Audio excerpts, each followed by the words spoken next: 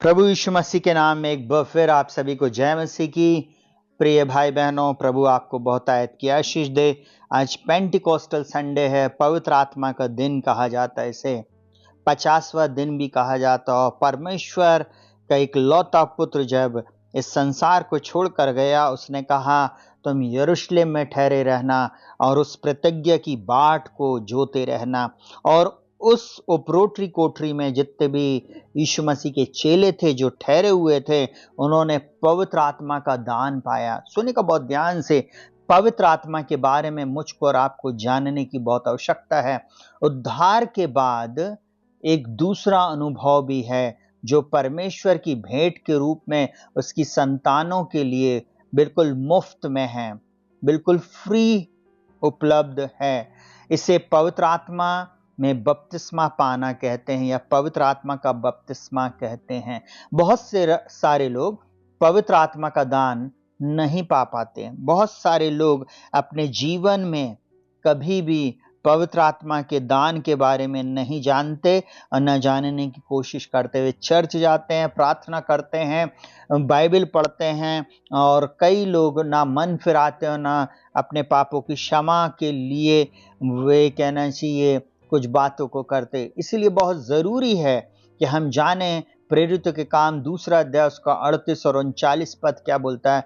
तब पतरस ने उनसे कहा, मन फिराओ और तुम में से हर एक अपने पापों की क्षमा के लिए यीशु मसीह के नाम से बपतिस्मा ले, तब तुम पवित्र आत्मा का दान पाओगे। प्रियो, बहुत सिंपल सी बात है। अगर पवित्र आत्मा का दान आपको प्राप्त करना है तो मन को फिराना है, अपने पापों की क्षमा प्राप्त करना है और यीशु मसीह के नाम में बपतिस्मा लेना। ये पहली बात है। तब आप पवित्र आत्मा का दान पाएंगे, क्योंकि यह प्रतिज्ञा तुम और तुम्हारी संतानों और उन सब दूर दूर के लोगों के लिए भी जिनको प्रभु हमारा परमेश्वर अपने पास बुलाएगा। मतलब आप जो आज सुन रहे हैं, आपके लिए भी ये प्रतिज्ञा है। और जो दूर लोग रहते हैं, जो दूर देश के लोग हैं, उस समय प्रभु यीशु मसीह यरूशलेम में ठहरे रहने की बात कह रहा था। यरूशलेम से चारों दिशाओं के लोगों के लिए पवित्र आत्मा का दान है। अब जरूरत मेरी और आपकी है, क्या हम पवित्र आत्मा को ग्रहण करना चाहते हैं? परमेश्वर पवित्र आत्मा वह कौन है, इस बारे में मुझको और आपको जानने की आवश्यकता। मैं बिल्कुल छोटे से रूप में आपको बताना चाहूंगा। ये पहली बात है, पवित्र आत्मा त्रिएक परमेश्वर का तीसरा सदस्य है। जैसे पिता है, जैसे पुत्र है, वैसे ही पवित्र आत्मा है। अगर एक मसीह जीवन में आपको विजयी जीवन जीना है, तो विजयी जीवन जीने में अगर आपकी कोई सहायता कर सकता है तो वो है पवित्र आत्मा। सुनिए का बहुत ध्यान से, यीशु मसीह की मृत्यु के बाद, उसके जी उठने के बाद, पुनरुत्थान के बाद 50वें दिन को पवित्र आत्मा का दिन कहा जाता है। और इस 50वें दिन का जो महत्व है, सिर्फ पवित्र आत्मा का एक दिन नहीं, परंतु उस दिन से लेकर जब तक यीशु मसीह का आगमन नहीं हो जाएगा, तब तक पवित्र आत्मा का समय रहेगा। और ये पवित्र आत्मा हमारे जीवन में हमें विजयी करता है। विजयी जीवन जीने में हमारी सहायता करने के लिए पवित्र आत्मा इस पृथ्वी पर मेरे और आपके लिए उपलब्ध है। मेरे और आपके जीवन में हम जब उसको अवसर देंगे, अपने आप को परमेश्वर के हाथों में समर्पित कर देंगे, वो परमेश्वर पिता स्वर्ग में से और प्रभु यीशु मसीह के नाम में हमें पवित्र आत्मा का दान देगा। केवल पवित्र आत्मा ही है जो यहाँ पृथ्वी पर हमारी सहायता कर सकता। वह हमारा सहायक है। प्रभु यीशु मसीह बोलता, मैं तुम्हें एक सहायक दूंगा, वो तुम्हारी सहायता करेगा। बहुत सारे लोग उस सहायक आत्मा से, पवित्र आत्मा से प्रार्थना नहीं करते हैं, पवित्र आत्मा से सहायता नहीं मांगते, इसलिए वे कंफ्यूज हैं, इसलिए वे दुखी हैं, इसलिए वे परेशान हैं। परंतु मैं एक बात आपको कहना चाहूंगा, वह किसी भी सहायता के लिए तत्पर है। वो आपकी सहायता करने के लिए आपके लिए हरदम उपलब्ध है। वह अगर आप मदद चाहते हैं उससे, अगर आप उससे सहायता चाहते हैं, तो हमें उसकी सहायता को प्रतिदिन मांगना पड़ेगा। वो हमारे लिए उपलब्ध है। दूसरी बात, वो हमारे दुख में हमारे साथ दुखी होता है और वो हमारे जीवन में हमारे संग संग रहता है।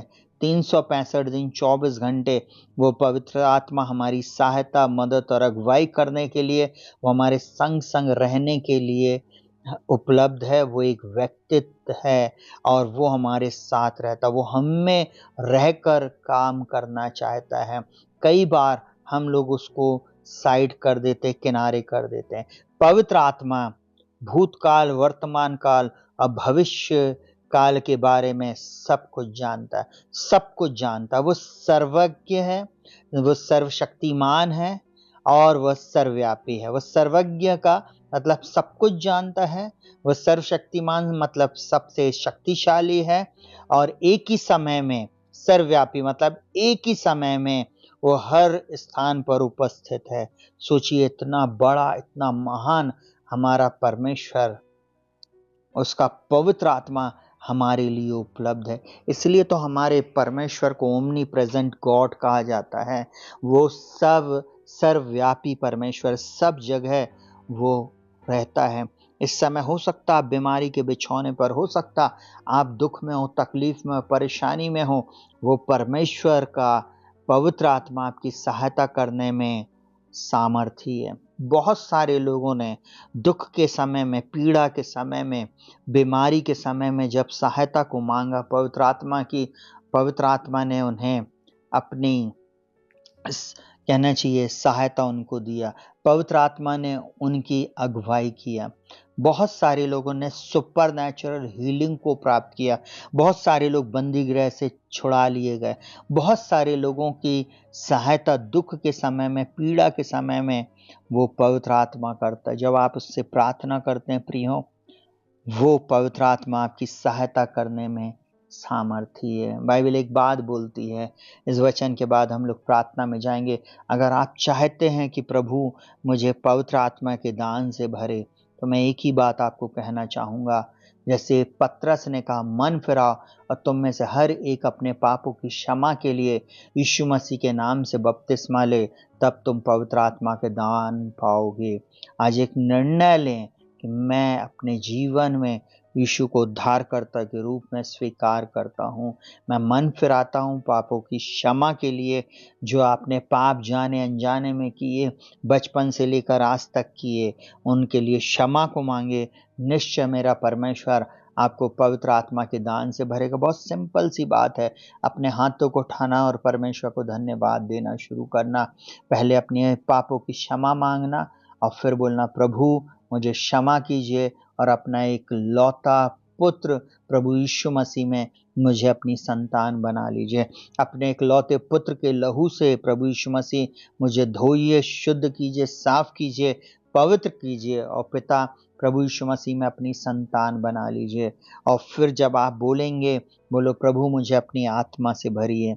और देखना, आप कुछ समय तक आप रेगुलर इस प्रार्थना को करना, निश्चय प्रभु आपको पवित्र आत्मा से भरेगा। जब आप पवित्र आत्मा की सामर्थ से भरेंगे, तब आप पृथ्वी की छोर तक गवाह ठहरेंगे। तब आप बड़े बड़े काम कर सकते हैं।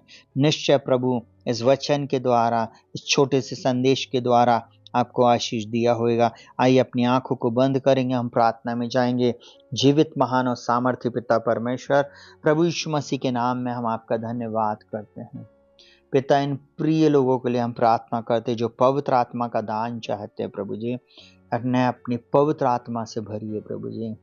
प्रभु आपका आत्मा प्रभु जी, जो सहायक आत्मा है प्रभु जी, जो सत्य का आत्मा है, जो कभी नहीं बदलता प्रभु जी। प्रभु आपके आत्मा को प्रभु जी इन सब के ऊपर प्रभु जी आप उतार दीजिए प्रभु जी। इन सब के जीवन में प्रभु जी आपका पवित्र आत्मा काम करे, इनके दुख को दूर करे, इनकी पीड़ाओं को दूर करे प्रभु जी। और प्रभु जी इनकी सहायता, मदद और अगुवाई करें प्रभु। आज ही छुएं प्रभु जी और इन्हें प्रभु जी अपनी आत्मा से भर दें। आज के बाद प्रभु जी ये नई नई भाषा बोलने लग जाएं प्रभु यीशु मसीह के नाम में मेरी यही प्रार्थना है प्रभु। पवित्र आत्मा के विरुद्ध में जितना भी प्रचार होता है या जितनी भी गलत शिक्षाएं हैं, वो सब यीशु मसीह के नाम में खंडित की जाए, हटा दी जाए, गिरा दी जाए, ढा दी जाए। ऐसे झूठे प्रचारक, ऐसे झूठे लोग जो पवित्र आत्मा के विरुद्ध में प्रचार करते हैं, प्रभु उनसे तू बोल और बातचीत कर और उनको भी प्रभु अपनी आत्मा से भर दे। प्रभु जितने लोग आज पवित्र आत्मा से भरना चाहते हैं, हर एक से तू बोल और बातचीत कर। प्रभु जब ये कमरे में अकेले इस वचन को सुन रहे थे, प्रभु जी आज ही प्रभु जी इनके जीवन में अद्भुत चमत्कार कर प्रभु जी। उनको बल दे, इनको शक्ति दे प्रभु जी, ताकि ये नई नई भाषा बोलने लग जाए। प्रार्थना करते प्रभु जी इन सब की सहायता मदद करें। प्रभु सारा आदर महिमा आपको देते हुए प्रार्थना को यीशु के नाम से मांगते सुनो ग्रहण कर, आमीन। सबको जय।